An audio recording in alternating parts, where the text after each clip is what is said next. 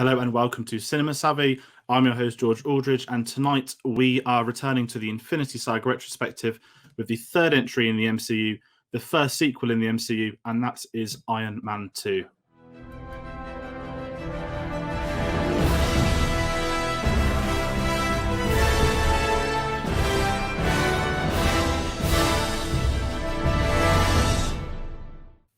Hello, everybody, and welcome back to the Infinity Saga Retrospective.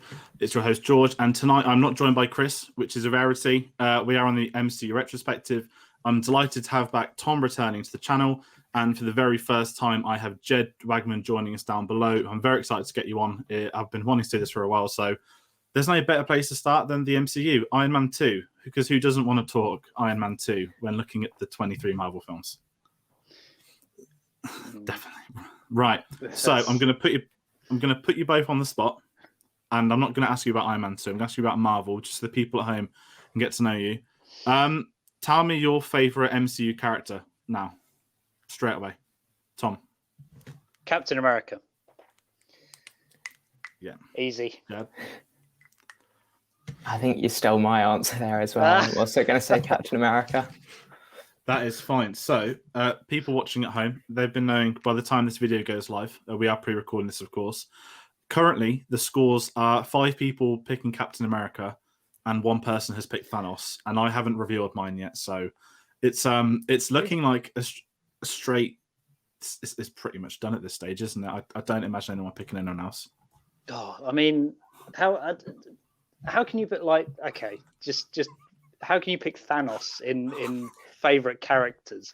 Like, okay, yes, he's a better villain than we've had in the MCU, but like, come on, Cap is awesome, and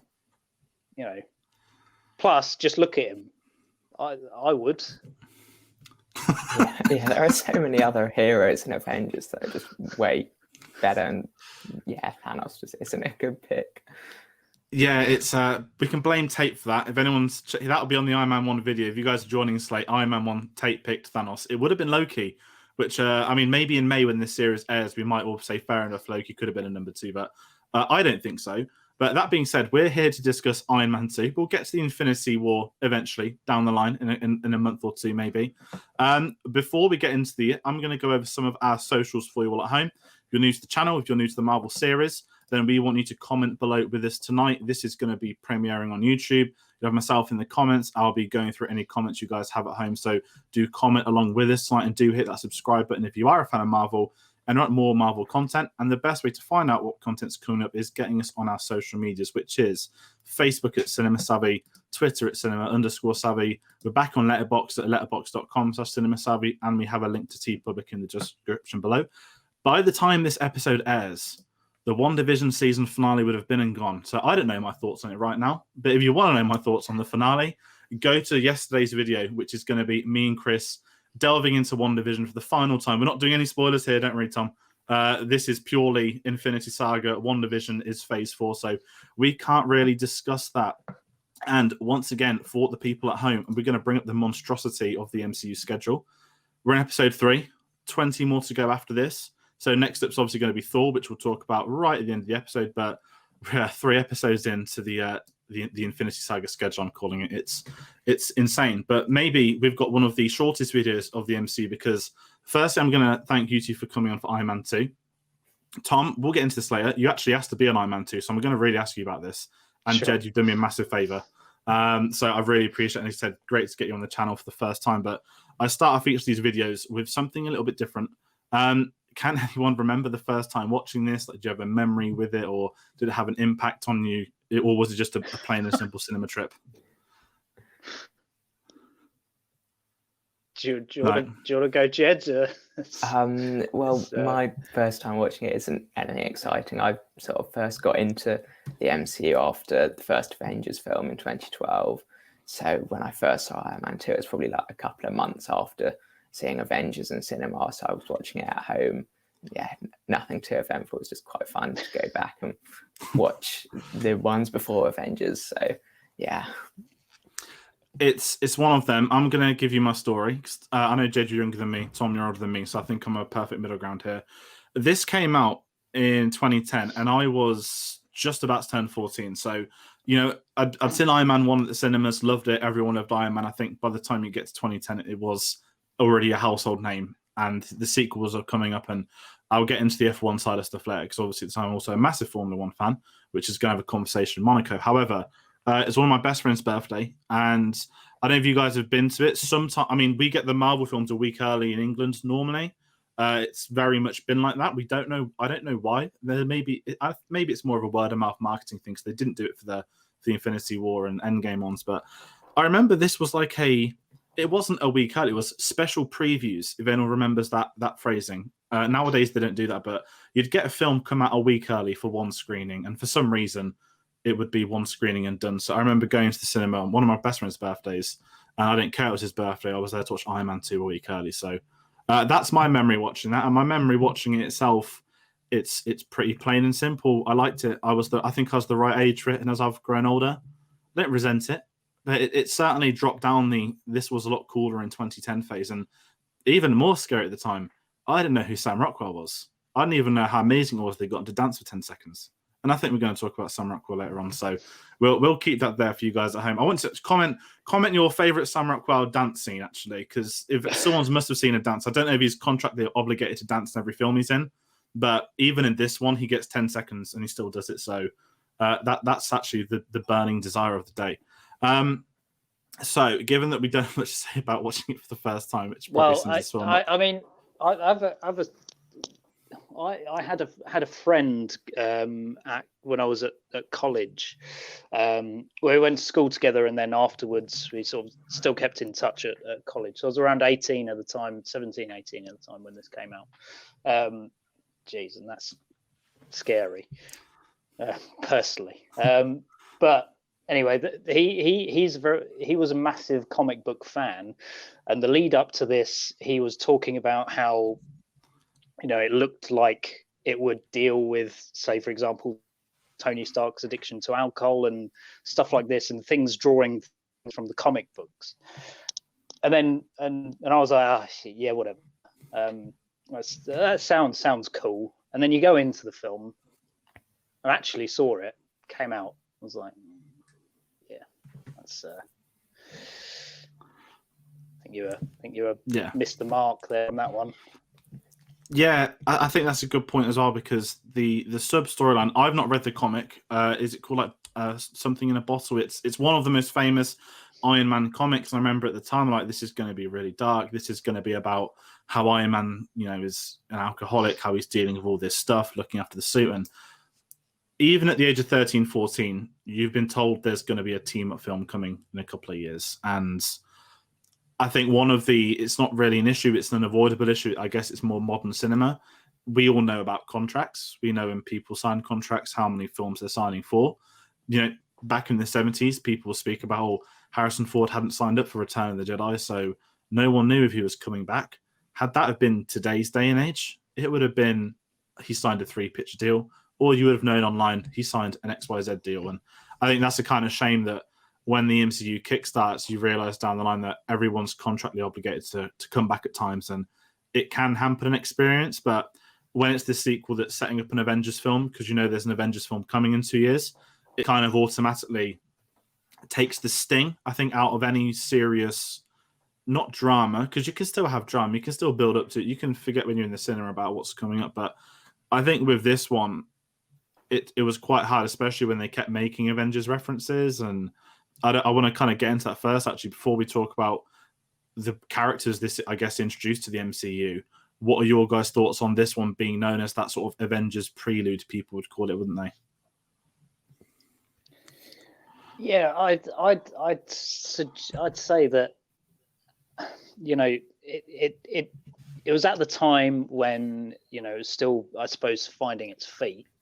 And this is very much a 2-hour trailer for the Avengers and nothing else, because it doesn't really do anything to advance the plot. In my opinion, doesn't really do much to advance any characters, stuff that we've seen, apart from introducing new guys. And it was, you sit there and think they could have just put this in 2 minutes and just sent us off to the Avengers in 2012. I didn't. Yeah, it's not great, and I still don't like it even years later, seeing it again. It doesn't feel like it's an Iron Man film, even though it has all the elements and stuff like that. I think the way it's structured, it focuses too heavily on its Avengers connections leading into 2012's Avengers, rather than having those as just references and a prelude. It very much dials in and focuses too heavily on that aspect, rather than focusing on a more character centric film and focusing on Tony Stark as the lead. But yeah, that's sort of my general opinion of it, really.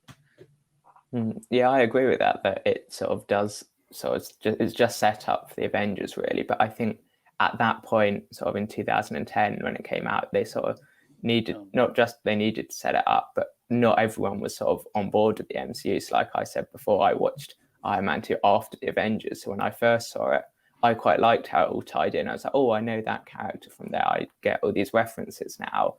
And so back when it came out, not everyone was so into the MCU, whilst obviously there were lots of people that were. I think they sort of had to have, at that point, a film that just ties it all together and starts to set it all up, sort of, which they don't quite need to do as much now. So it kind of makes sense when you think about it now. Yeah, no, that's a good point, actually, because that's something I've always thought with this, that most people you speak to, if you ask for the sort of the films they enjoy least from the MCU, I'm going to say 90% of them would have Iron Man 2 and Incredible Hulk in the bottom 3 or bottom 5, politely put. And Iron Man 2 is that really strange, I call it the sacrifice. It's that kind of, we need to get to S.H.I.E.L.D. We need to introduce Sam Jackson, because we've had a credit scene, but the credit scene in 08, not everyone stayed behind and saw. It wasn't, the Marvel credit scene wasn't as known. They'd done a couple of X-Men, but you can't introduce Sam Jackson in the Avengers film and just be like, he's this guy. Whereas in this one, we get a couple of scenes with him. We get Scarlett Johansson's debut as Black Widow, which I think we'll go into, which is probably one of the biggest introductions to the MCU we can possibly have, is one of the main Avengers, one of the original 6, and one of the 2 that didn't get a solo film. And obviously she's finally getting one. At the time of recording, it's due out on May the 7th, but it could change, as it always does at this point in time. But I think that's a good point, that I don't think the Avengers would work as well as it did if it hadn't have had Iron Man 2. And I think I'm safe to say you guys are both going to be on the Avengers retrospective, which is coming in a week's time. So that's going to be really interesting. Also looking again at the Avengers, then taking the knowledge from Iron Man 2, that you've got these smaller subplots of Tony Stark, and you've even got a tease at Thor in the credit scene, which we can talk about later on as well. But I think it is one of those films where it's kind of, you're both right in that sense. Tom, you kind of mentioned we do sacrifice character development, because really, if you take Iron Man from right at the opening moment of this film, and he's not even really in the opening scene, it's Mickey Rourke's Whiplash, which is a scene I love, which we'll get to, but does he have a formal character development in this film? I would say no. I'd say the Iron Man at the end of the first film is probably the same as at the end of the second film. However, his development comes across, I would say, Iron Man, well, not every film after, but if you look at Tony Stark at the end of his story in Endgame, and you look at all the pieces that have come in between, look at the Iron Man in Civil War, look at him in Age of Ultron, in Avengers 1, there's a character progression. And I think when you look at him by himself, Iron Man 2 doesn't necessarily develop that progression. Yeah, I also understand. In a way, this is kind of the film I like the least out of the whole thing, out of the whole franchise. However, I can see sort of what it was trying to do, especially with a certain subplot regarding Tony, involving sort of legacy, and what legacy he wants to leave behind. And his father left him a certain thing to continue on, and all this stuff. And I think it sort of doesn't really work, but I like the idea behind it. But yeah, I think they should have carried that forward much more than they do at the moment. Definitely. What I want to get into next up, we'll skip the supporting acts because they'll come into it a bit more. Yeah. Let's go to Mickey Rourke's Whiplash, because I remember those trailers when as I said, I'm a big F1 fan. The Monaco Grand Prix, even though it's not Formula One in this, it's the Grand Prix Historic, which races 1920s cars, not look-alike F1 cars, which the film did. Not going to slate on that. That was an off-screen contractual dispute between Bernie Ecclestone, if anyone's heard of him, and F1, and of course Marvel. I remember seeing Whiplash in the trailers. This guy with the Iron Man reactor, he had these amazing whips, and he was sort of whipping them in that trailer shot when he's sort of flicking his wrist. And it looked amazing. He flipped the car in half, and it was going to be F1 meets Iron Man. And I remember watching the film for the first time, and it's still like this today. Even rewatching this today, actually, he's really got not much to do, but I love his introduction, that his dad was someone that was screwed over by Tony Stark. I guess that's a recurrent theme across the entire MCU, even for the Spider-Man villains. Someone that was screwed over by a Stark to some capacity. And I like the whole thing that he'd had this horrible life, and he looks at the screen knowing that should and could have been him. And straight away you get a personal rivalry. And I love that kind of stuff, especially for a comic book film, a hero versus villain. Best way to do it. I love the whole build-up, him designing the architect's technology. Everything leading up to not Silverstone, the Grand Prix is great. And the scenes of Sam Rockwell are great. But to me, what completely 180s kills the character, ruins all of it, is the finale at the end. I don't know if you're the same, that here's another film where Iron Man technology is worn by another villain who got his hands on it, and damn, Iron Man's got to save the day. I don't know what your thoughts are. That I don't know if you like the villain. I think that's probably a better question. Or is it a villain that could have been so much more that was, by doing something that ridiculous of just having another bigger and better suit, it just loses all its impact? Yeah, I totally agree with you on that. Like, at the start of the film, it actually starts off quite good, sort of his introduction, and all the way up to sort of that Grand Prix scene. And that scene is really cool. And he seems like a really good villain. But as it goes on and progresses from there, it sort of just all goes downhill, and he just doesn't really go anywhere beyond sort of wanting to get back at Stark, and that's about it. And by the final fight, it's just not that exciting. He doesn't really do anything more than that, which is a bit of a shame, because he could have been quite cool and quite a good villain, but just isn't really. No, I definitely agree. I also think Mickey Rourke is a bit miscast in that role, personally. This sort of ties back to what I was saying a second ago with the sort of legacy idea. And the villain could have been great. It could have tied nicely into that theme, but we don't really get that. We just get more, rock'em sock'em robots at the end, which is, how the first one ended, and now it's how this one ends as well, just with 2 more robots. Yeah, it's not. He wasn't particularly that great in this one. Yeah, and I think, I'm not saying it's a Mickey Rourke thing. I would bet all my money he was cast straight on the back of the wrestler. Would have made sense if you look at the year of release, the Oscar talk. I don't know if you guys know the behind the scenes where he agreed to be in it, and then he asked for more money and threatened to quit filming just before, which is a very Mickey Rourke thing that I'm imagining took place. And my issue is all that stuff. And then it took me, and this was really stupid, it took me years to realize that technically the villain is meant to be Sam Rockwell's Justin Hammer, that he's orchestrating all of it. He obviously breaks him out of the prison. He hires him to do the job. And it's really hard to look at Justin Hammer as a character because it's Sam Rockwell. And I don't mean this as a criticism of Sam Rockwell. He is amazing in everything he's in. So happy when he won that Oscar, and he's great in everything. And they kind of, I don't know if you guys know that behind the scenes, he was almost Iron Man in the first film.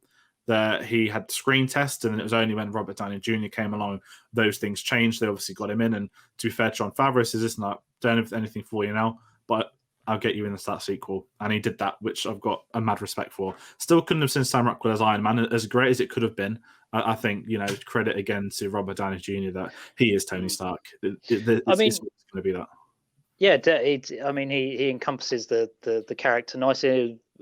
Brilliant casting from the first one. His performance is, quite good in this, despite the misgivings about the film personally. But yeah, Sam Rockwell in this is just fantastic. I wish he had more screen time, and he was the main villain, because he is bonkers, and it's great.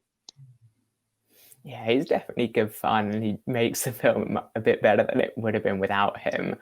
So yeah, he's good fun, and hopefully we'll get to see more of him soon in the MCU in Phase 4, because it'd be fun to see Sam Rockwell again, more dancing maybe. Yeah, and that's the thing. I don't know if you guys remember this. On the Blu-rays, if anyone used to buy them, they used to do, I want to say up till the end of Phase 2, they would do short films that they would film between releases, and there was a great one called All Hail the King. Now, this isn't an Iron Man 3 discussion, but basically it was the beginning of the retcon. I know that Shang-Chi's coming out in July at this point in time, and that's going to have the proper Mandarin in and all this talk, but they did a really cool short film, and I was like, okay, I get the point of it. I like having Trevor Slattery back. And then Sam Rockwell turned up in it, and I was like, he's returned. Granted, it's a short film that they haven't even bothered to put on Disney+, which I disagree with. They should all be on there. There's some really good shorts that Marvel did with that. But Justin Hammer is probably one of the best things in this.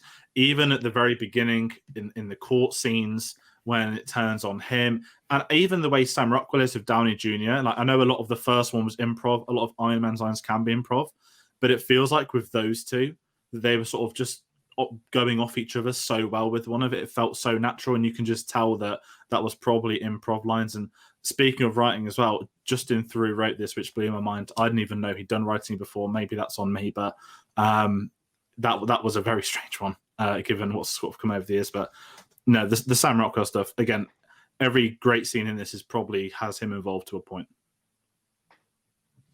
Right. Yeah. So what we'll talk about then, as I said, this is the first one that's going to interconnect the universe. So we're sort of looking ahead on this series at what's to come. And I'm not going to sit here and say this means A, B, C, D. This is going to be this in 20 films time. It could be, but the big two is obviously Nick Fury and Scarlett Johansson. I guess even Coulson to a point. Granted, he's only got a couple more films before he's whisked off to ABC for Agents of S.H.I.E.L.D. But I don't know what your guys' thoughts are with the introductions to Scarlett Johansson. I think we should go for first. Black Widow, again, one of the most important MCU characters. I think she was great in this. At the time, I didn't know that she was Black Widow. I didn't know much about Black Widow anyway. And it was like, oh my God, his assistant is actually, a spy. That was pretty cool for a first time viewing. Looking back, I think it's the right point to bring her into the MCU. I think she works really, again, everyone works well with Robert Downey Jr. I think she had good scenes with him too. I sort of counter that by saying I don't personally think it's like, she's good in it, but it doesn't feel like the character we know initially. So I'm sort of questioning whether they sort of knew the sort of character, the person she was, the character she was before this, or like during this, and then later on we got the Black Widow that we actually properly know, and Scarlett Johansson performed really, really well. Yeah, she's good fun in this still, and I do think she's perhaps a little bit over sexualized for the second film, but yeah, she's good fun. Yeah, it's a nice introduction, because even though she didn't get her own film and she's only just getting it now, it's much better than Hawkeye's introduction in Thor, which is like a good 3-4 seconds maybe. So at least she got a good chunk of this film devoted to her. And even though there's quite a bit when she's sort of not quite Black Widow and you don't know who she is yet, and she's just Natalie Rushman, but it's still a nice introduction that, because she didn't get her own film, it was nice that she got something and quite a bit of screen time before the Avengers. So that was quite good. Yeah, that's a good point. And as well, I think the best way to show that is obviously the fight scene. I think Jon Favreau, Tom, you are right with the over-sexualized stuff. The scene in the car, when I was watching it, I'd forgotten all that stuff. I was like, that probably wouldn't... I'm not even saying it's an age thing of like the 10s versus the 20s, but as a sort of... I couldn't see Scarlett Johansson signing onto a film in 2021 being like, I'm not doing getting stripped in the car, Jon Favreau making jokes, saying that wouldn't happen today. I think that's maybe more a testament to Scarlett Johansson's sort of acting abilities and the leading role she now is in the film she's been in. But I think the big thing with her was getting that fight scene in the corridor, and the fact you've got Jon Favreau fighting that one guy makes for that sort of not the funny MCU humor. I hate the term like that, but it's a nice little trope that Happy's had this fight and he just turns the corner and like everyone's already gone down. And I think sort of backing off that, some of the action I thought is very well directed in this, bar the giant robots at the end. I thought the other action set pieces when people are fighting or when there's stuff happening, all the others were great, but it is that sort of final act that really lets it down, bar the Black Widow scene. Yeah, no, I'd agree with you there. The fight scenes are well directed, but yeah, I just think that in particular is a highlight. It's very very funny and probably one of the few moments of genuine humor in the film. I'd go as far as saying. Yeah, definitely. It is such a cool scene. Like, she's just beating up all these people, and then Happy is struggling to fight one of them. Yeah, and that sort of makes up for the other sort of the poor fight scene at the end of the film with sort of all the drones, and yeah, that's just a bit of a mess, really. Yeah, and I think it's a good segue as well, because the big discussion in our Iron Man 1 video was Terrence Howard not coming back for the sequel. And here we are in Iron Man 2. We have Don Cheadle coming in for the first of many performances as Rhodey. I wasn't a massive fan of Terrence Howard revisiting that, not because we've had Don Cheadle, but he was a lot cooler at the age of 12 than he is at sort of 24. And even the opening scene of Don Cheadle walking in, his sort of relationship with Tony just feels natural. Again, Robert Downey Jr., anyone that we know he's got producer credits in the Iron Man films from Iron Man 2 onwards, but I can't imagine he's in control of casting. That would have still been Favreau back then, and obviously Kevin Feige. But straight away, that scene, them in court, those two, you can tell there's already a relationship there. It feels genuine. It feels like two people that have known each other for a long time. And that's that back and forth that we get over, oh God, the 10 plus years that we've now had between the two of them. And I think casting Don Cheadle, who almost was War Machine in the first Iron Man film, it was Terrence Howard or Don Cheadle. I think he's great in this. And the sad part of that is that this is the best, to me, War Machine's ever looked. This is the best he's had in terms of weapons, in terms of fight scenes. And it was unfortunately wasted in the terrible, we're just going to have him fight a drone and then a whiplash in giant Iron Man suit. And he doesn't get enough to do over, to me, the future Marvel films. No, they did Iron Patriot and Iron Man 3, but it was, again, hitting that age the first time, seeing him in all these posters. If you guys remember the AC/DC Greatest Hits, which was the Iron Man 2 soundtrack for some reason, yep. Everything was about War Machine, and we got him in it for 5 minutes, and it's just kind of there, like, he's really cool. We needed far more of him because they build him up so well across the film for the big reveal. The big reveal is great, and again, it's, okay, CGI drones, let's go. Yeah, I agree. I really like the opening scene of the first one we see with him. He sort of walks in and his first line is something like, "It's me, get over it, I'm here." Sort of almost as a reference, like, I'm not Terrence Howard anymore, I've changed into someone else, which is quite fun. But yeah, I definitely agree that Don Cheadle is much better than Terrence Howard, but it is kind of a shame that he didn't get to do much. Like in the final fight, he sort of starts off fighting Tony and sort of not really doing anything there. It's only halfway through and towards the end that he really gets to fight the bad drones and sort of fight with Tony, and that's a bit disappointing, really. I'll go sort of back to what you were saying, George, just about the chemistry. It does feel like him and Cheadle do have a lot of chemistry straight away. I think it's better than Iron Man 1.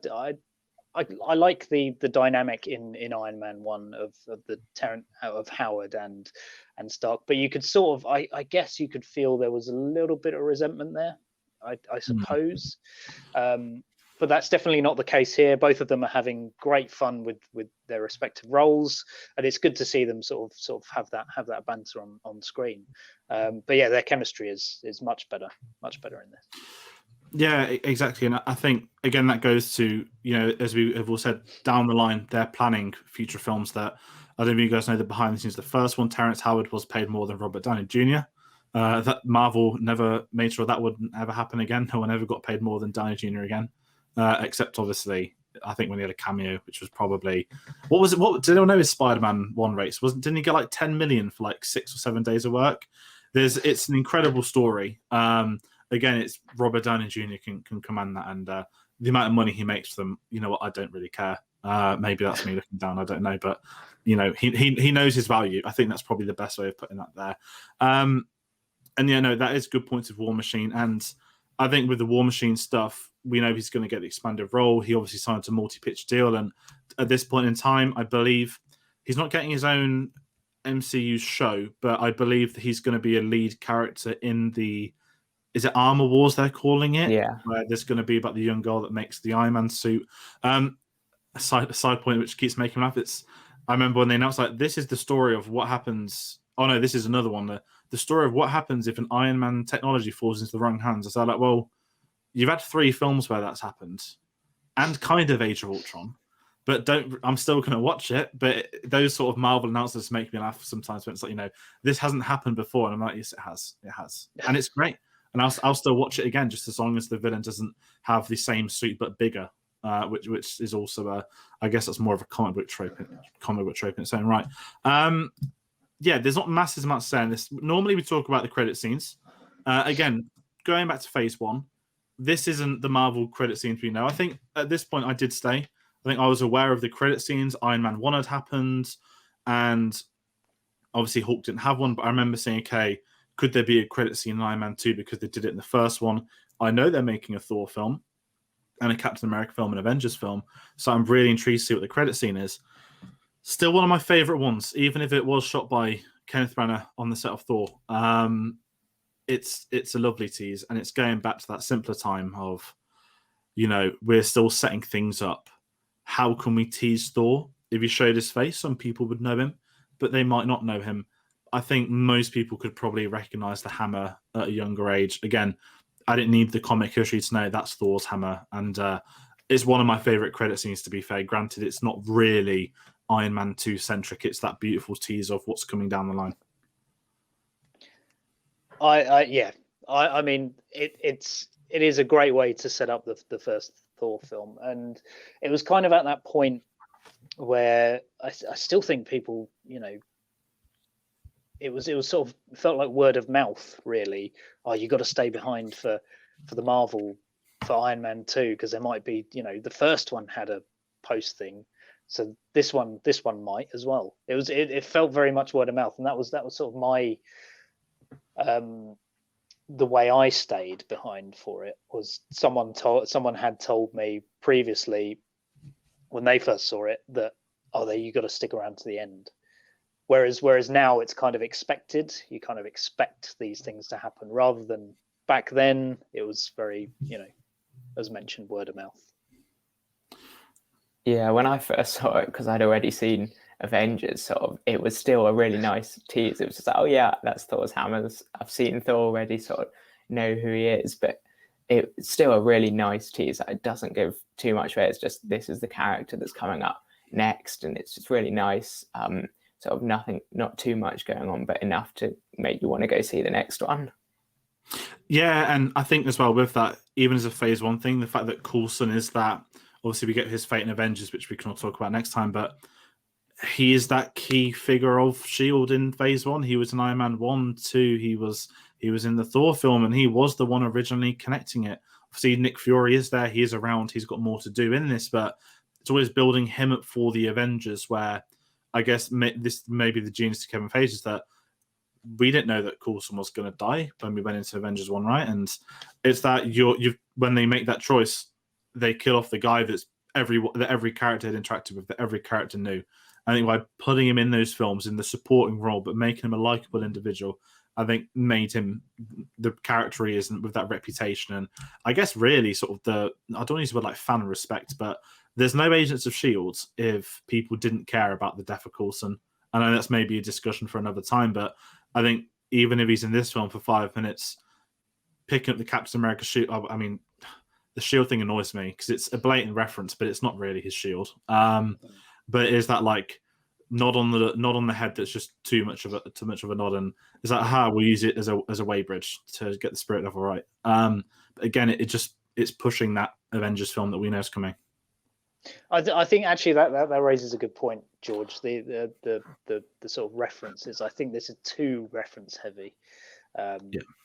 In this early stage, and while stuff like that could be a nice nod, I think there's far too much of it in this, and it tries to do too many things in terms of referencing more films in the future. Definitely. What I want to talk about as well, we always follow the credit scene with the Stanley cameo. Safe to say, unless someone can try and tell me otherwise, is this, politely put, the worst Stanley cameo? Is this the most irrelevant? It's the horrible. This was the GoPro before GoPros were a thing, right?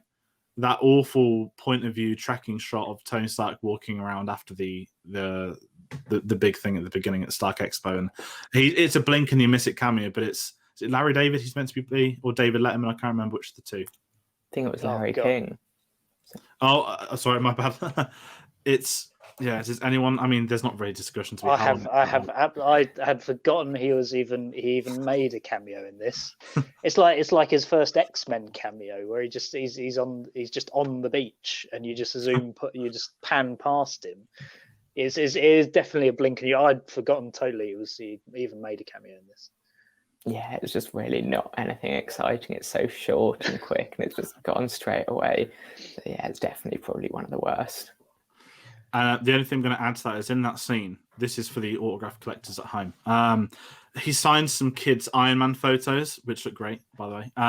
However, for the eagle-eyed autograph collector, you'll notice he is signing he's actually signing them Robert Downey Jr. because his street graph is like an RDJ. Not saying they have to have fake autographs, but it's that kind of, some people will know that it's just like, okay, just sign it. And deep down there's some like 8-year-old kid that's buzzing because he's just got a photo of $500 10 years down the line. I don't know if Marv will let him take them home. I'd have run a mile with them if I could. But no, we're almost wrapped up with Iron Man 2. Again, very different. There's not as much to say. It's not really, I mean, it's introducing things, but it's not really progressing to the MCU. And looking back as a retrospective, it doesn't have that gravitas, that must-watch rewatchability that so many of them have. If you're doing a marathon, yes, you'll see it. But if you're doing a refined marathon of, do you need to show this film to people to be able to understand the next ones or the follow-ups? Me and Chris have kind of spoke. I don't think you do. I think that, it does set things up for the Avengers. However, the Avengers film, again, credit to Kevin Feige, and I guess we have to name drop Joss Whedon ever so briefly. We don't know what else is going to be said about him in the next fortnight, so we'll keep that bit quick. They had to sell the Avengers as if you haven't seen the previous films, this is a group film where we had films of individuals coming together. And that's one of the biggest risks in cinema history for me, which we'll talk about on the Avengers video. But because of how great the first Avengers film is, I don't know if you guys are the same as me, that you can ultimately skip a Iron Man 2 rewatch because it doesn't really change any stakes in that world. It doesn't make it the must-watch coming together film. It's that kind of, it worked for 2010 and then 2012 onwards, they're doing their own thing. Yeah, you can definitely... Oh, sorry. No, go ahead, Jed. As in, you can definitely skip it because when I saw the Avengers before Iron Man 2, so I hadn't seen it, and everything made sense in the Avengers. And it's sort of, when I went back and watched Iron Man 2, it's like they're nice references, and it sort of makes a bit more sense watching it. But there was nothing that I think, oh, that makes so much sense. I was so confused, and there's nothing like that. So you can definitely skip it because if you go straight into the Avengers or any of the others, you really don't need to have seen Iron Man 2. There's nothing there that's essential, really. Yeah, 100%. I'd agree with both of you on that point. It's very skippable. Whilst there are some fun elements in it, I definitely one thing I would like to say as well on the subject is that it feels very much a film made by committee. I think where you say if there's one film that is made by committee, it's this. A lot of people seem to throw ideas into it. The fact that the script wasn't finished as well is a big point, meaning that ideas didn't get developed as well as they could have, and there wasn't really a focus. I just think it's a weird one because I think it is a mess, but there are good elements and enjoyable elements to it. You just have to dig a little deeper for those. Yeah, that's a good point. I'm going to kind of, we're almost wrapping up. You mentioned the mess. Before I get to sort of favorite moments, I did not know Elon Musk had a cameo in this film. Again, God, he does, doesn't he? In 2010, I mean, maybe it's me. I didn't know who Elon Musk was back then. I've only really known him for the last sort of 4 or 5 years. So when he pops up, I was like, wait, what? Elon Musk? That really threw me. It is. It's such a weird cameo because you clearly can't act for anything, and it's so jarring. Even looking back on it now, it's like just comes out of nowhere. Yeah, he's a very strange. I think there's some behind the scenes. I think they filmed it at some of his. I don't know if it was a factory or like an air hangar or something. I don't think he was doing space exploration at this point in time, but I think he's connected to a point in the behind the scenes, which again just amazes me. Very weird guy. I don't know if you've got anything on that, Jed, but he's one of the weirdest MCU cameos, and there's been some right weird ones. Yeah, it's definitely a weird one. Like, it doesn't fit in particularly well, and he's just there. That's about it, really. Yeah, it's like Trump in like Home Alone, isn't it? That you know, did they approach him, say we really need to use your facilities? Is they're like, fine, but let me meet Robert Downey Jr. It feels like one of those kind of communists. Like he just wants to meet him. That's funny looking back, but it's strange all the less. Yeah, so we kind of wrap it up. And before final thoughts, does anyone have any favorite moments? I know we've discussed some of them. Mine is the race scene. I know that was the trailer scene, the marketing scene was everywhere, but seeing, you know, the Monaco Grand Prix, getting the cars. I mean, it's really ironic looking back now that I knew F1 then, but not to the level of today. And I'm just sat there with being an F1 nerd, like, haha, there'd be red flags there. Why are they driving the wrong way of the track? They're like 10 seconds off the finish line, so how are they doing 2 more laps? That stuff I can put aside, but just the whole fight sequence, the getting the Iron Man suit, you know, it was a great scene. And it's a shame, I think, once you hit that point of the film, you know, that's when it really starts to drop off after. You've built up to that moment so well. And that's, yeah, it's just a shame that happens after that bit. So my favourite moment, I think, I'm gonna sort of, I suppose they both involve Black Widow. There's one which is obviously the fight scene at the end that she's involved in, very good, very well choreographed. But another one earlier in the film where she's in the boxing ring with Happy, which is very funny. And I think the two of them work very well in synchronization, and they're, you know, very funny together. It's just I would, you know, you could have done a lot more with that, and wish they would have been on screen together a bit more. But yeah, that scene as well, I think is quite a funny one.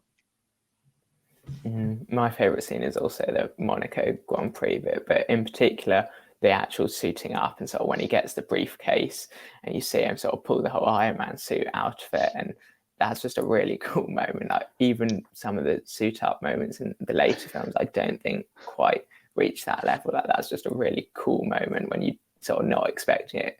I don't know if it was in the trailers or anything, because I didn't see any of them before I saw it, but I wasn't expecting him to just pull a whole suit out of the briefcase. So that was very cool. I'm gonna say something, and you know, it's not like it's just something that I find a bit weird with all these things. So you can, if you look at stuff like Power Rangers when they're suiting up and stuff, why doesn't the bad guy just sort of, you know, take him out just then? He's like, takes 5 minutes to get this thing on. I know it's cool trailer shot, but he could have just like whipped him around the neck or like chucked him on his ankles or whatever. It's just a slight point. No, it's funny because one of the bits I always laugh at, and I remember laughing then, when Happy runs over Whiplash and he's stuck in the wall. I don't know why it's so funny. To be fair, Gweneth Paltrow, that she's, you know, we haven't really spoken about it, but there's not much to say. Those two were great together in that car screaming. But then, like, this guy literally has a giant whip. And it's when he's like making noises, like whirring his hands, like with the whips, when he's stuck in a wall, and they just keep reversing and driving back into him. It's like trying to play GTA when they always like try and get back up. That, again, I know that's part of the Monaco scene, but just that moment's so funny. But it's kind of what you're saying, Tom, as well. That like he just starts whipping the car, and it's like, come on, like there's two of them in there. Like how have you not done anything? And it's just that image of him like impaled on the wall is just amazing. It makes me laugh all the time. And when he eventually gets knocked out, it's really like, it's the most sort of unintended like big moment that he just kind of gets knocked out, and it's really strange because you've built him up great at that point. Yeah, he's just been rammed by a car. I'm surprised he's not dead. to be honest, because like, what is the thing he's wearing on the top half of his body? Does that protect his legs from a massive impact on a car? Like, what is going on? You've got to suspend your disbelief for this, I think, a little bit. Yeah. No, it's funny. It was worth bringing that because it's one of those moments. It's like, and you get that a lot in some of the Marvel stuff. The sort of, I mean, I don't want to say what ifs because that's now a TV series, but it is that kind of like what's really going on here. That being said, I think we're pretty much up to Iron Man 2 again, a bit shorter than normal. My final thoughts looking back on this film again as a retrospective on the Infinity Saga. It's fine. It's like it's average, maybe below average. There's issues with it, but for every 2 issues, there's probably 2 good things that match it. It's not, you know, back then the sequel you wanted to Iron Man, how groundbreaking that was, how different that was, and how that probably had no right being as good as it was. To get this as a sequel, knowing that they're just using it to set that up, it does hit a bit harder knowing that, you know, what could have been with Whiplash, because you've got some really good stuff in there. And going back to stuff we've sort of covered tonight, I think Mickey Rourke, he looks cool, but he was the wrong guy for the role. I think that's something that, you know, there's a reason he's not come back in. I know he's dead, but, you know, it's not going to stop them across many MCU characters coming back from the dead. But for me, it's, you know, looking forwards, here we are in 2021, it's disappointing, but I think 2010, you know, it's good fun for a kid. If you're not invested into it, if you're not there to look at it as a saga and whatnot, you can just watch it on. It's more of a background film at this point in time. It's not your attention, but if there's one definitive reason to watch it, it's to get your Sam Rockwell list going, to determine the best Sam Rockwell dancing scene in history, because we're going to get there one day. It's going to be a video discussed on the channel at some point. I don't know if you guys have your final thoughts. I mean, just to say that speaking about it has actually sort of, perhaps I need to look at it a bit more thoroughly and sort of watch it a good few more times to really sort of appreciate it more, because I kind of want to, you know, I don't think it's particularly very good, but I kind of want to watch it more to see if there is stuff in there that I actually go back to and think that's a really good idea. I can see what they were trying to do with it, and some of the ideas weren't fleshed out an awful lot. There are some fun moments in there, but overall, I think the package is just sort of, it's a film made by committee, as I mentioned before, and that's very, you know, very evident. Yeah, it's definitely one of the weaker MCU films, but I don't think it's a bad film. Like, you can watch it and think, yeah, this is all right. It's got good moments, and it also does have bad moments as well, but it's not a bad film. Like, you can watch it and yeah, you'll think, oh, some of the other films are better. I'd rather be watching the Avengers, but it's still all right. Like, there are some good moments in there as well. Definitely. And that's the thing, it's been interesting to go back to, because I think Time's made this one of the more interesting, I think, debates of the 23 we're going to be covering, especially with it being one of the oldest ones. But what I want to know your thoughts on Iron Man 2, everyone watching at home. Is it a worthy sequel, or is it the Avengers setup, or is it a bit of both? There's some good stuff in there with some not good stuff. So we want you guys to comment along with us at home. If you haven't already been commenting, if you're not commenting on the premiere, then do comment. We do reply to all of your comments. So let us know down below. As we said at the start of the video, the WandaVision series is now finished. So check out our, I guess we can say, series review for every episode if you really want to look into it. But in regards to the Infinity Saga Retrospective, we're going to take one more look at that horrible schedule because it's insane. We're going to be talking Thor, which is going to be the next video. That is coming Monday, the 8th of March. It's myself on that, joined by Chris, and we've got another newcomer to the channel, Charlie. So we're excited to get her on. So join us on Monday, the 8th of March for that. And I want to thank you two for coming on during today's video. It's been great to have you back, Tom and Jed, finally getting you on there. So I'm going to round off bringing up somewhere of the sites we can find you at. So Tom, if you want to talk briefly about Films and Beer. Yeah, sure. So I set up a website, filmsandbeer.co.uk, during the first lockdown, where I go through various films and try and pair them with the most appropriate beer. So far, we're going through the X-Men franchise since the start of January. So if you want to check that out, go to the website. And Jed, we've got your YouTube channel here, which is at youtube.com/Jed Wagman. and your Twitter handle, which is at filmaddict123. If you want to talk more about some of the other websites we can find you at as well, because we know I've seen you on quite a few recently. So my YouTube channel, I sort of make some edits and mashups and stuff.